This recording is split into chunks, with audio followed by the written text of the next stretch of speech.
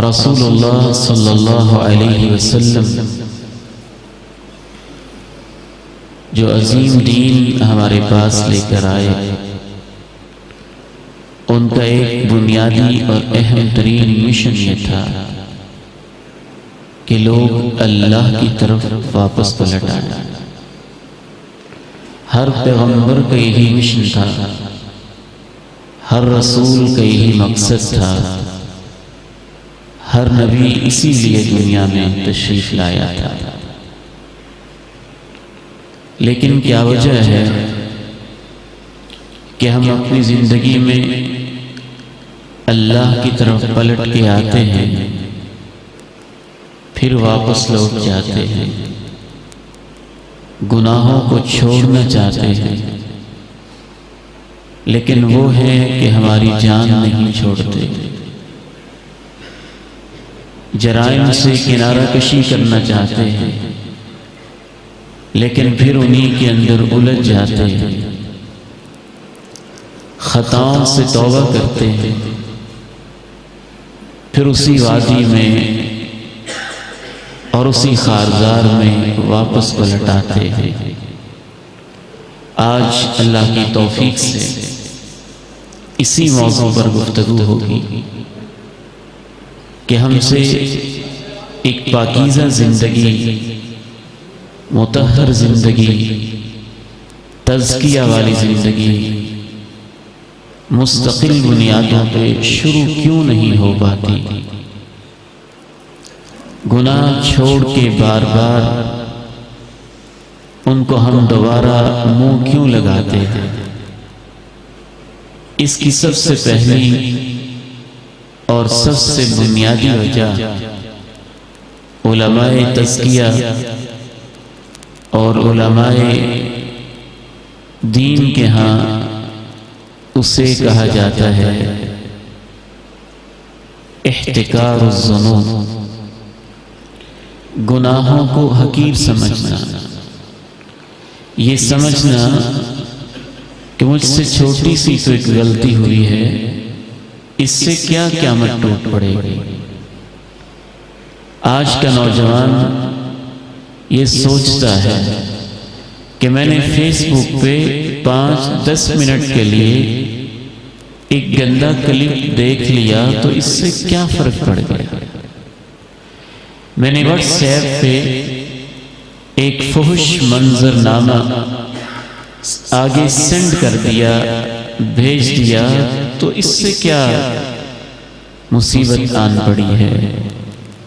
اگر میں نے اپنے موبائل میں گندی اور ننگی، برہنہ اور فاحشہ خواتین کی تصویریں سیو کر لی ہیں تو کیا ہو گیا؟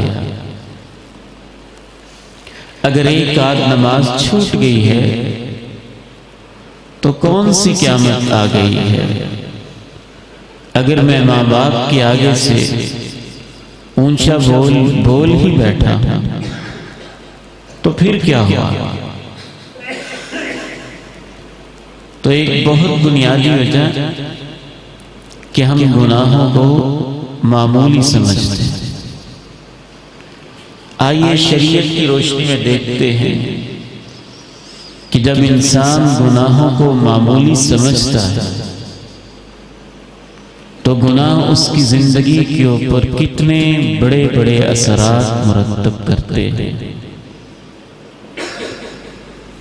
جب آپ گناہ کو معمولی سمجھتے ہیں تو اس کا سب سے پہلا اثر آپ کے دل پر ہوتا ہے، ایک داغ لگتا ہے، ایک دھبا لگتا ہے، ایک زنگ لگتا ہے، دل سیاہ ہوتا ہے، پھر پتھر ہوتا ہے، پھر اندھیروں میں ڈوب جاتا ہے، پھر ٹیڑھا ہوتا ہے، پھر آہستہ آہستہ بند ہو جاتا ہے، پھر اس کے اوپر مہر لگتی ہے اور ہدایت سے انسان ہمیشہ کے لیے محروم ہو جاتا ہے۔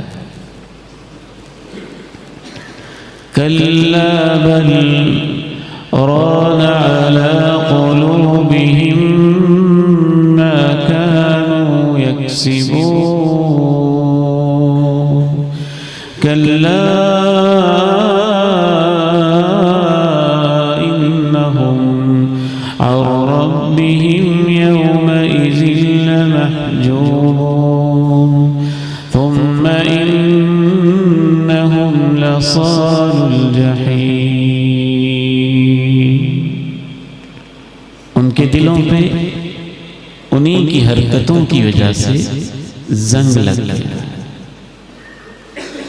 افلا يتدبرون القرآن ام على قلوب اقفالها. تالے لگ جاتے ٹیڑے ہو جاتے. فلما زاغوا ازاغ اللہ قلوبهم. پھر مہر لگ جاتی. ختم اللہ علی قلوبهم وعلی سمعهم وعلی أبصارهم غشاوة ولهم عذاب عظيم.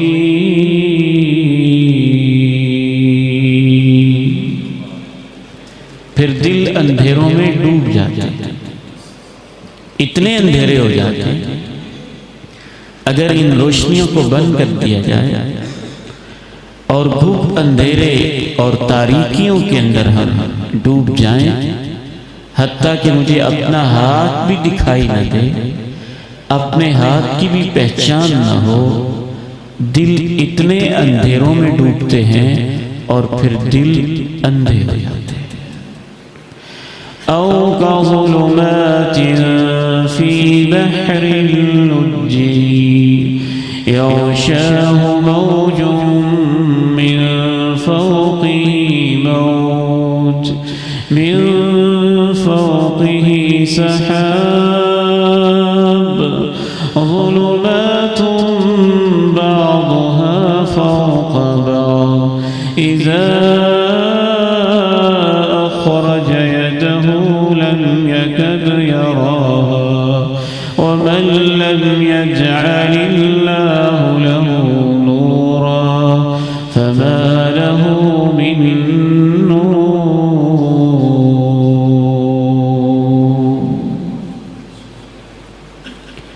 نبینے کو آپ نے دیکھا جو آنکھوں کی بینائی سے محروم ہو, اسے پتہ نہیں چلتا یہ اونچ ہے, یہ نیچ ہے, یہ مرد ہے, یہ عورت ہے, یہاں کانٹے ہیں, یہاں پھول ہیں, دن ہے, یہ رات ہے, یہ روشنی ہے, یہ تاریکی ہے.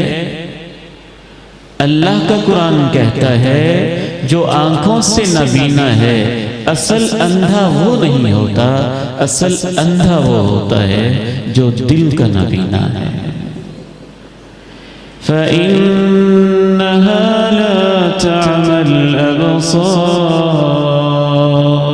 وَلَكِنْ تَعْمَى الْقُلُوبُ الَّتِي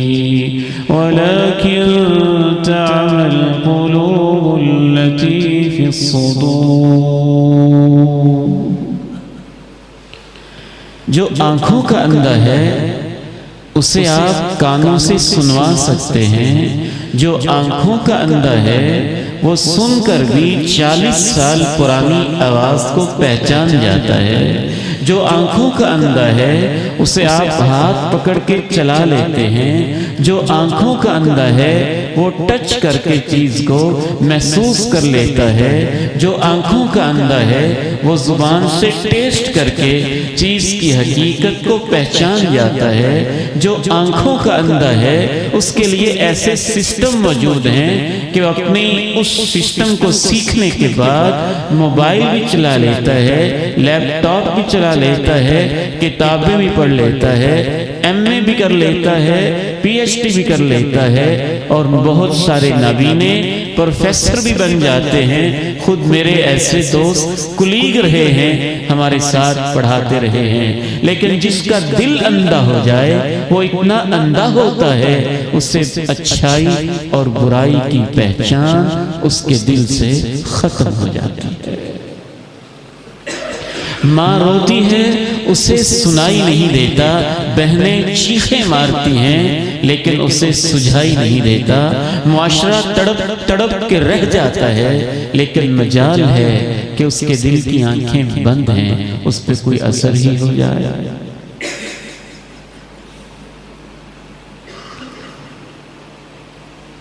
تو گناہ کو معمولی نہ سمجھیے۔ رسول اللہ صلی اللہ علیہ وسلم ارشاد فرماتے ہیں إياكم ومحقرات الذنوب فإنهن يجتمعن على الرجل حتى يهلكن، ثم ضرب لهن مثلا كمثل قوم نزلوا بأرض فلا فجاء هذا بعود وهذا بعود حتى أججوا نارا، أو كما قال عليه الصلاة والسلام۔ فرمایا جن کو تم معمولی سمجھتے ہو ان گناہوں سے بھی اپنا دامن بچا کے رکھنا۔ یہ چھوٹے چھوٹے گناہ بھی جمع ہوتے ہوتے انسان کو تباہ کر دیتے ہیں۔ پھر آپ نے مثال بیان کی، ایک صحرا میں کچھ لوگوں نے پڑاؤ ڈالا، ایک شخص ایک تنکا لے آیا، دوسرا شخص ایک شاخ لے آیا، تیسرا انسان ایک ٹہنی لے آیا، چوتھا فرد ایک پتا لے آیا، پانچواں اس معاشرے کا، اس پڑاؤ ڈالنے والے جماعت اور گروہ کا جو ممبر تھا وہ کوئی اور چھوٹی سی شاخ لے آیا، برانچ لے آیا۔ یہ تنکے، یہ شاخیں، یہ پتے، یہ ٹہنیاں، یہ چھوٹی چھوٹی چیزیں جمع ہوئی، حتیٰ کہ ان چھوٹی چھوٹی چیزوں کا ایک ڈھیر لگ گیا اور اس سے آگ کا الاؤ بھڑک اٹھا۔ فرمایا کہ گناہ ایسے ہی ہوتے ہیں، چھوٹے چھوٹے جمع ہوتے ہیں، جمع ہوتے ہیں، جمع ہوتے ہیں۔ آپ کا مطلب کیا کہ اسی سے جہنم کی آگ بھڑک اٹھتی ہے۔ رسول اللہ صلی اللہ علیہ وسلم نے ارشاد فرمایا کہ بندہ مومن جب اس سے گناہ ہو جاتا ہے تو یوں محسوس کرتا ہے میں ایک پہاڑ کے نیچے ہوں، پہاڑ ابھی گرا کہ ابھی گرا اور میں اس کے نیچے پسیج پسیج کے ٹکڑے ٹکڑے ریزہ ریزہ ہو کے بکھر جاؤں گا۔ منافق سمجھتا ہے گناہ کی کیا بات ہے، ایک مکھی تھی ناک پہ بیٹھی میں نے اڑا دیا۔